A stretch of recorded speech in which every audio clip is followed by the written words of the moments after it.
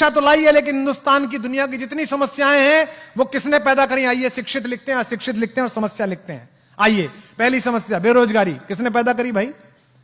शिक्षित लोगों ने क्या अशिक्षित लोगों ने? शिक्षित लोगों ने। गांव में सबके पास रोजगार था, गांव में सब लोगों के पास कुछ ना कुछ काम था। लकड़ी वाले के पास लकड़ी का काम था, जूते वाले के पास जूते का काम था, लोहे वाले के पास लोहे का काम था। सब एक दूसरे को भोजन दे रहे थे, सब एक दूसरे को अन्न दे रहे थे, सबका काम चल रहा था। आपने सुना गांव में कोई भूखा मर गया? नहीं मरा। ये शिक्षित लोगों ने पैदा की।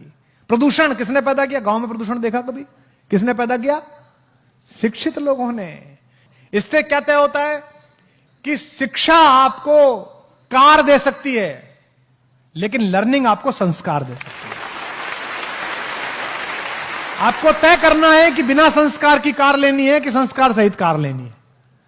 अधिकतम पूरी लड़ाई बिना संस्कार की कार लेने की है। यही कारण है कि हमने इस जीवन को कष्ट का साधन बना दिया है। दूध में यूरिया मिलाया जा रहा है। जो यूरिया मिला रहा है उसको शर्म लिहाज नहीं है कि किसी की किडनी में जाएगा तो किसी का पति, किसी का बेटा, किसी का सुहाग, किसी की राखी सूनी हो जाएगी। उसके खुद के घर में भी बेटी है, उसके खुद के घर में भी पुत्र है। वो सोच के देखे कि मेरे पुत्र को अगर ये यूरिया किडनी फेल कर दे और मेरा बेटा मर जाए तो कैसा लगे। नहीं, वो सोच ही नहीं रहा। उसको लगता है 1000 रुपए फालतू मिलने, थोड़ा सा यूरिया मिला दो। सब्जी वाला यही कर रहा है आपके साथ, अफसर आपके साथ यही कर रहा है, सरकारें आपके साथ यही कर रही हैं, नेता आपके साथ यही कर रहे हैं, क्योंकि हमने इस पूरे प्रोसेस को लर्निंग का बनाया ही नहीं है। हमने इस पूरे प्रोसेस को शिक्षा का बनाया है। और मैं आपसे निवेदन करता हूं कि शिक्षित हो जाइए, पढ़िए, खूब पढ़िए, रिसर्च करिए, इंजीनियर बन जाइए, डॉक्टर बन जाइए, आईएएस बनिए, पीसीएस बनिए, लेकिन लर्निंग सीखिए।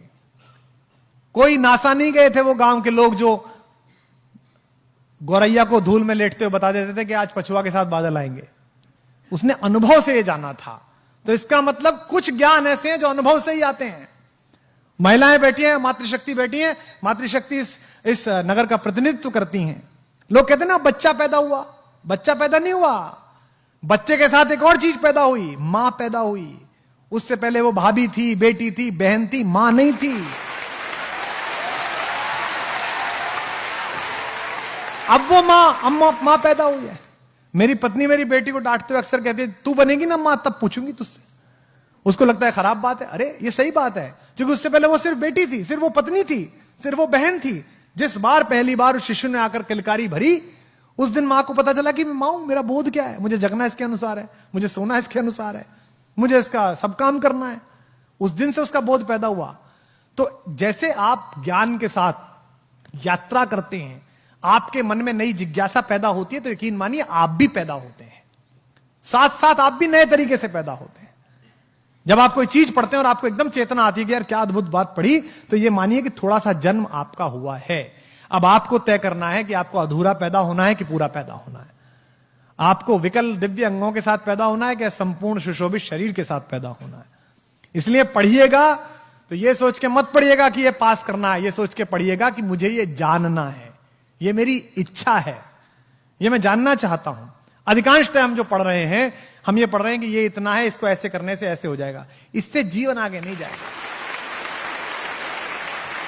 गांव में मैं गया तो वो एक गांव के प्राइमरी स्कूल की पहली दूसरी क्लास की अंग्रेजी की किताब देखी, आपने भी देखी होगी। उसमें लिखा हुआ था जी फॉर जेंटलमैन।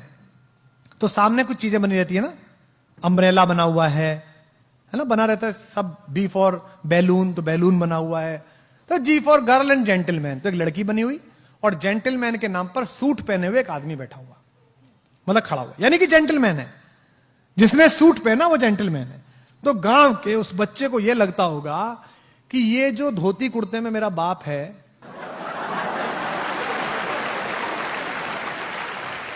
ये जो खेत में जाता है, गुरु ये जेंटलमैन नहीं है।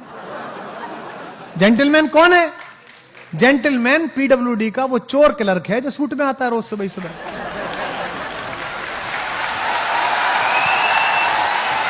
यही तो हुआ।